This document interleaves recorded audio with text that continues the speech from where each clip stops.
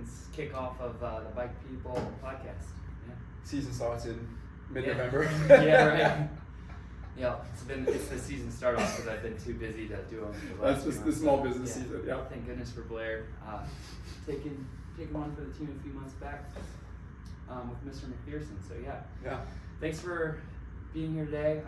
Kind of an emergency call to action this morning. I wanted to get you on the pod to share what's going on with the College Avenue protest. Yeah, I mean, first, I don't think it's an emergency today. I think that the ongoing emergency is pedestrian and bike safety in Indianapolis.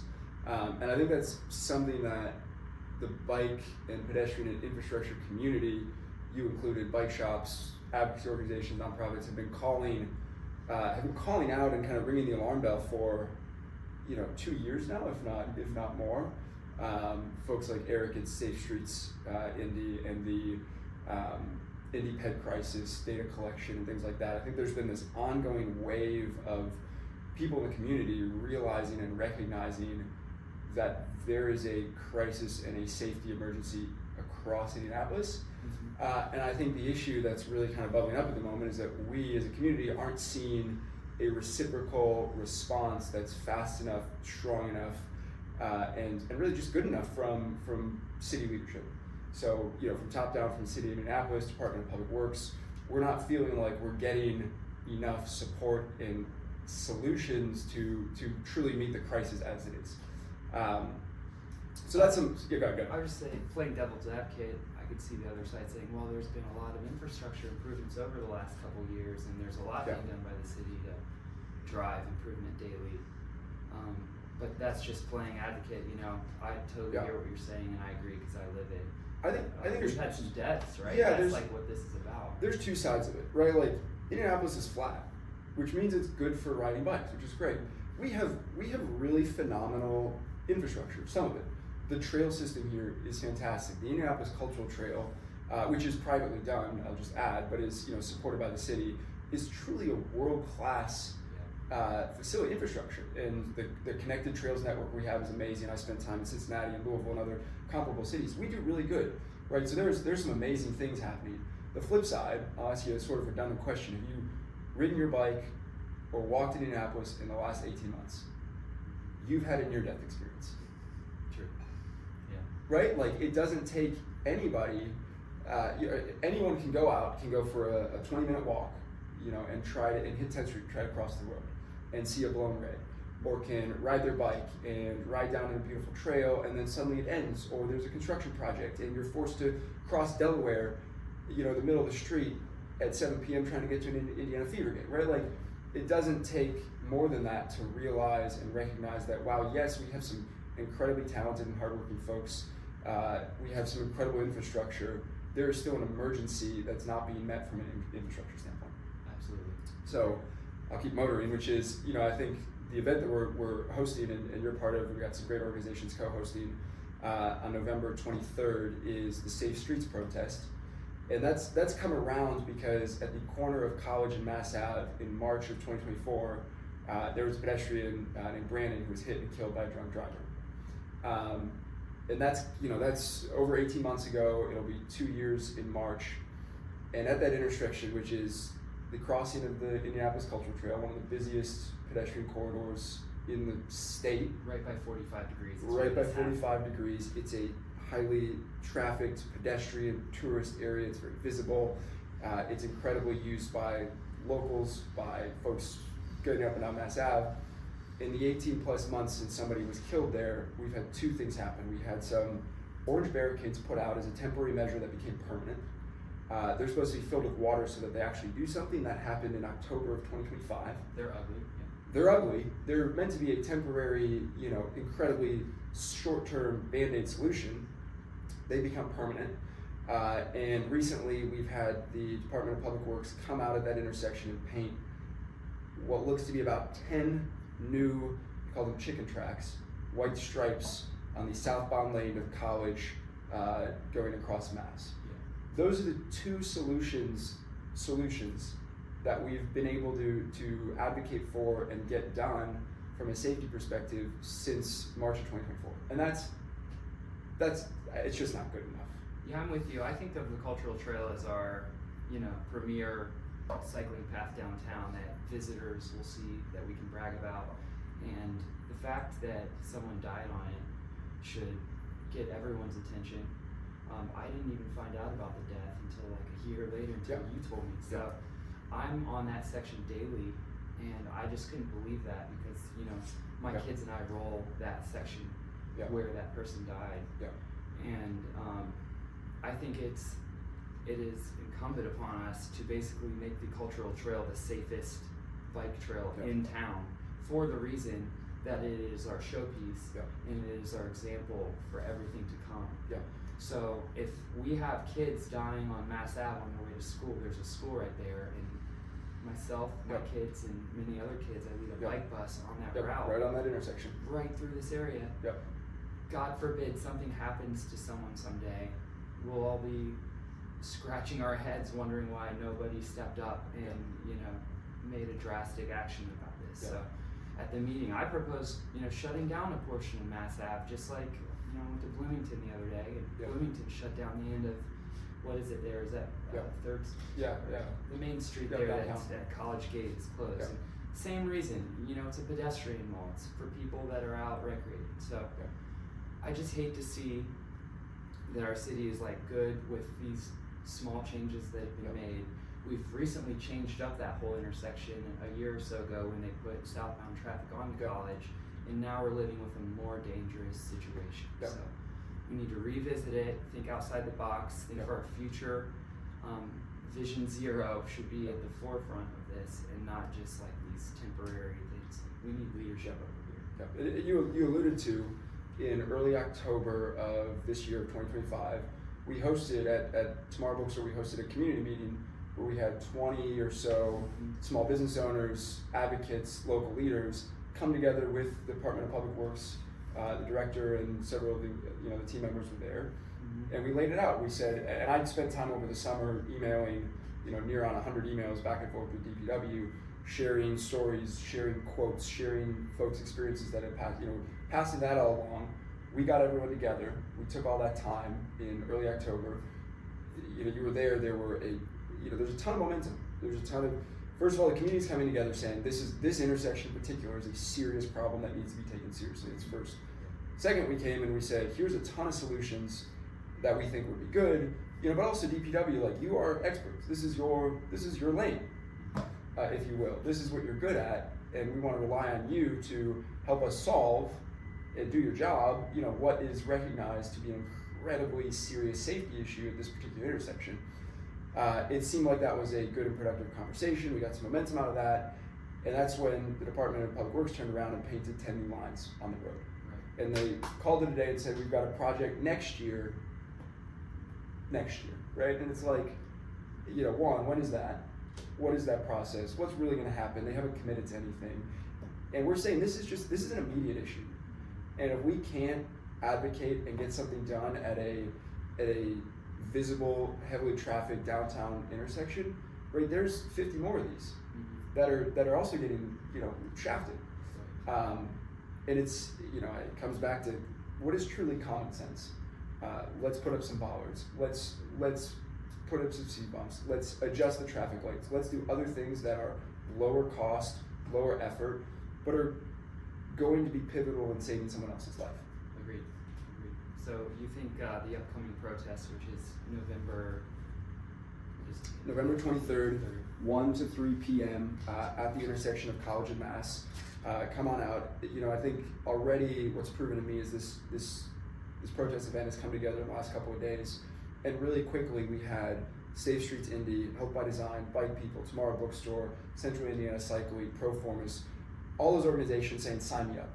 Right? There is community, institutional, organizational support and recognition really fast, where all these organizations are jumping on and saying, yeah, this is a problem and we need to solve this for our communities. That to me is showing that this is and this intersection again is a clearly recognized issue, and there's energy and momentum and a desire to improve it. Part of me thinks that with this energy that's coalescing around this particular intersections issue, we should probably look at using this group, this crowd that's interested to focus on other issues once we solve this one, because I think we will. Do you have any ideas around that, how we can kind of strengthen the local cycling community to work for something that looks more like advocacy than what we've kind of built to now, which is just a kind of robust riding community? Yeah. I think we just need more people. Indianapolis is it's a big, small city. If you want to get involved and you want to have an impact, you can do it yourself. We need more folks stepping up and saying, I'm going to bring people together. I'm going to host an event. I'm going to put something together. I'm going to be loud. I'm going to advocate. If that's a barrier, there's organizations. Central Indiana Cycling has a great advocacy group. There's bike shops, there's communities, there's pedestrian groups, Help by Design runs committees. There's a variety of things that you can just sign up on, on day one and get involved, or you could do it yourself. And I think we need more of that. I think we need more folks stepping up for their college and mass, right? Like, you ride a bike, you walk, you take the bus, you've got at least one of those, I guarantee it, where you're like, holy shit, somebody's gonna die here. Right. And take that cause on. We need this to go more public.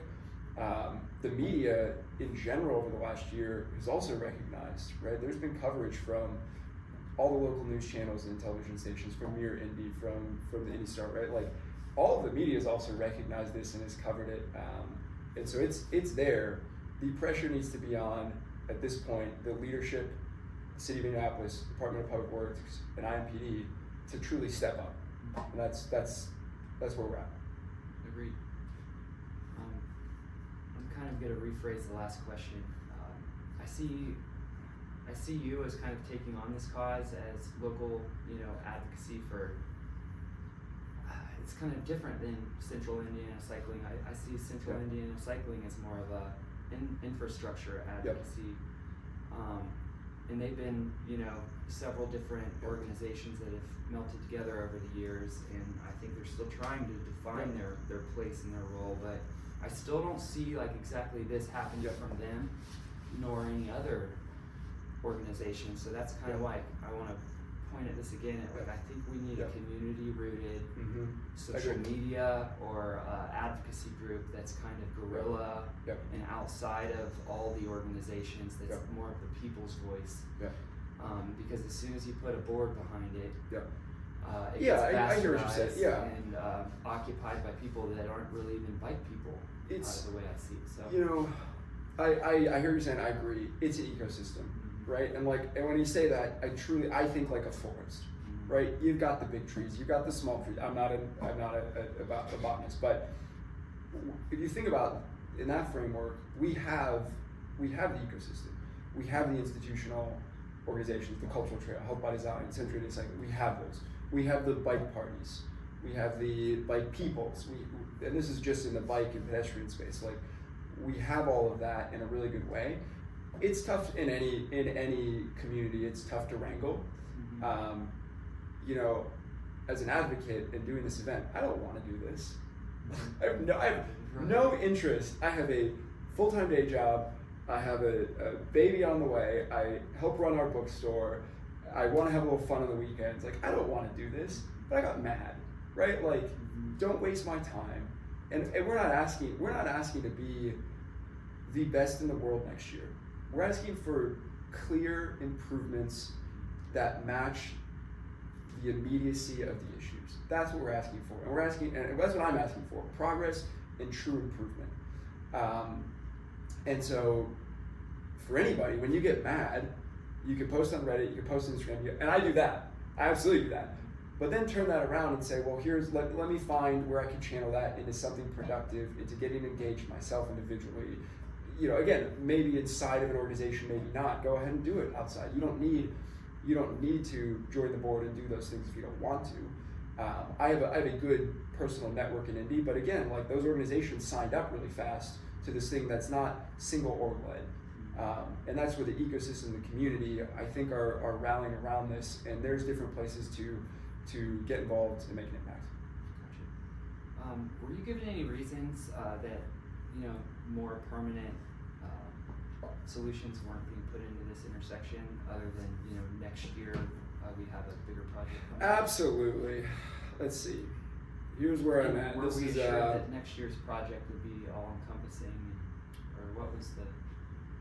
So the latest information I have, which is from November 4th from the Department of Public Works, the chicken tracks got installed. That is primarily in the southbound College Avenue traffic to delineate the driving path, prevent vehicles from approaching the cultural trail. I actually don't know. This may or may not be. Tony from Central Indiana Cycling asked a good question. Is there significant data that even shows that chicken tracks are going to make a difference? I'm not sure. And then there's a resurfacing project scheduled on College Ave from 10th to Mass Ave, including this intersection, in 2026. It will allow 4 additional safety improvements and potentially including chicken track markings once the resurfacing is complete. Of course, the safety improvements need to be coordinated with the Indianapolis Cultural Trail. I understand that, and this is where DPW, again, I say, you're the experts, you know what's going on. It's expensive to do big infrastructure problems. They've been waiting for that intersection in particular, the construction to finish, which it now has. And there's a big project to be had. I get that. That is going to happen. I'll give them benefit of the doubt on that. 2026 could be a year from now. Right. And what we're saying is, in the meantime, that is a death trap. The changes to that intersection over the last 18 months have made it significantly worse. You go sit at that intersection. I sat out there, at 5 o'clock on a weekday. There was an average of 3 cars blowing each red light. 3 cars. Yeah. We're seeing right turns all over the place, illegal maneuvers. We're seeing people swerve around. I mean, it's a shit show. It really is. And that can't wait. That cannot wait for a to-be-determined infrastructure problem in 2026. That's where, again, it's been over 18 months since a death happened at that intersection, and all we've done is paint a couple new lines and put out a couple of plastic barricades. Right. It's not it. Yeah, I want to preface this in saying I love the cultural trail. It's a big reason why I'm still in Indy after all these years, yeah. And I love the people who work for the cultural trail. But they should be worried about this as well. No, I agree. I didn't see any representation from the trail at the community meeting. They had a family emergency. Okay. Yeah. Fair enough. Yeah. Okay, but the death was on their trail, so this should be really problematic for everyone involved. That we still don't have a solution. Yeah. The same thing could happen any moment. Yeah, I agree. I mean, you're looking at that saying we have the premier pedestrian infrastructure in the city, which, by the way, people don't know this. Other cities have flown in. It was Tucson last year. There were folks, or some folks from Arizona. People for Bikes did a tour. Literally came into Indy to say, "I want to look at this. How'd you guys do this? Mm-hmm. This is amazing, right? Like that is what you would call world class. It is a phenomenal infrastructure that we have, and absolutely, if I'm Indianapolis Cultural Trail, I'd be saying DPW. Somebody died on the trail here. We have a serious infrastructure problem. This needs to change. It needs to change fast. I agree. Yep. The cultural trail, I think they try to tout it as a family-friendly trail, but I certainly, even when my kids are young teenagers, I don't feel comfortable, even them being as experienced bicyclists as they are, letting them loose on it and advise any visitors to do the same. Yeah, it's the cultural trail to me is kind of for experienced riders downtown who know those intersections and know how to navigate them safely, because otherwise it's dangerous. We've got the cultural trail. We've got other trails. We've got these organizations. Again, to me, the missing part is there's energy there. The leadership from the public side is, again, simply not matching the need. Okay. And I say leadership and what I feel should be there, and I don't see that happening. I don't see leadership stepping up to truly lead. Right? If we're going to get 20 folks in the room, business owners, advocates, all these organizations, right? Like we're doing that as a community. We need the city to, why not come in as a leader? Right. Hey guys, this is fantastic. We hear you. one, we're doing other work, and I get that, and there's important things and there's good things happening, fantastic. But we hear you, we see this, we recognize it, and we're gonna lead. Right. All right. So I wanted to ask you about your own bicycling. I believe I met you on Facebook Marketplace trading a Surly bike, my ogre for your long haul trucker. So it was evident then that you were very into biking. You had several nice bikes, and we instantly clicked. And so I just wanted to ask you about your bike come up story. Yeah. The story of that bike. So I rode bikes growing up. I remember just bombing around the neighborhood, riding a bike. Ghost riding, you ever do that? Oh, where I just know that carrying a bike next to you. No, so we would pedal, pegs on the back, ride the pegs, go as fast as you can, hop on the pegs, and then let the bike go. Oh, okay. And see whose bike would go the furthest. That ended one day when a car turned around and we sent all these bikes flying down the street. Anyways, so that was the last of that activity. And then, I didn't ride bikes for a long time until 2017 or 18. I was like, Indy's flat, we've got trails, I want to ride bikes. And I went over to see Chris at Psychic Driller. And I love Chris because he's like, I came in with 10 things. He's like, bullshit, you do not need that, you do not need that, you do not need that. All you need is this bike. And I was like, great. And that's how I got a Surly, and I got a rack, and I was like, let's go. I sort of my term is utility cyclist, right? Utilitarian, a bike is just a tool, right? You ride the bike you have, you want to go fast, you race, do that. You want to cruise through some mud and screw your bike up, go for it. It's just a bike, right? You just want it. I don't want to drive a car for 1.5 miles around the neighborhood, hop on a bike. Right. So I joined the board of Bicycle Indiana in 2020, served a 3-year term. During that, Margaret is the current executive director. It's phenomenal. Hired her. Really, I was on the board, but I don't take credit for that. I'm like, what an awesome hire. Margaret's crushing it. And beyond that, just getting involved in the community. When I see things that I think should happen, if you look around, nobody's doing it, I'm like, all right, well, guess I'll do it. Awesome. And so that's kind of my biking background.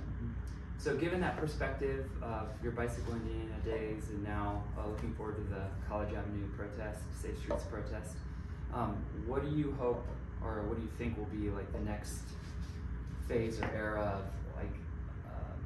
the bike score of Indianapolis, the bike friendliness? Yeah. So probably twofold. One, again, we have some really strong infrastructure and we have funding and our infrastructure is only going to continue to get better. I hope in the short term, in the next 6 months, that this Safe Street protest is showing me really fast and improving to everybody that the momentum and the energy is there. Organizations sign up, people want to get involved. This event came together in 4 days. Parker, designer, done. Orgs in, speakers, done. There is. I think that again, what I hope this helps to achieve is the missing part is the leadership and the stronger ties between the community organizations and the government side. And I see a positive potential for me is that we all get together and we start using this momentum and this energy, and people do want to do their own tactical urbanism projects, and people do have their own college and mass intersections that they see as a problem they want to do. And if we can harness this energy and some of the anger and some of the folks shouting and ranting, and bring that into a productive side, and if we do truly get some leadership coming out from the public side, I think there's a lot we can get done. I think the other thing that is not just an Indianapolis problem, but that it's going to need serious solutions is car safety, right? We can't stop the 3 cars blowing a red light every time. Infrastructure is one thing, and we can do that. We can continue to do that. But traffic enforcement and IMPD, getting folks involved on that side is going to need a serious look. Right. Speeding, blowing reds, illegal turns, maneuvers, right? Cell phones all the time. Awareness campaign would be great. Right, that. There's simply next to zero enforcement, and that there's infrastructure, there's the car issue, and that's what's going to need to get looked at. And I don't have an answer for that yet, but I hope that on our end that this momentum keeps building, and that becomes something that we look at next. Yeah, right on. Well, thanks for your efforts in helping get this together. I really think it's going to produce some positive change. So, Jake, thanks for sitting down and discussing. Pleasure. Come on out, November 23rd, 1 to 3.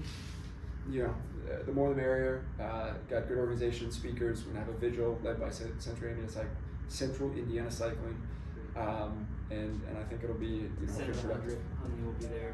Senator Hunley's gonna come speak, and some other folks. So come on out. Yeah, we'll see you all there. Thanks a lot. Go rock and roll.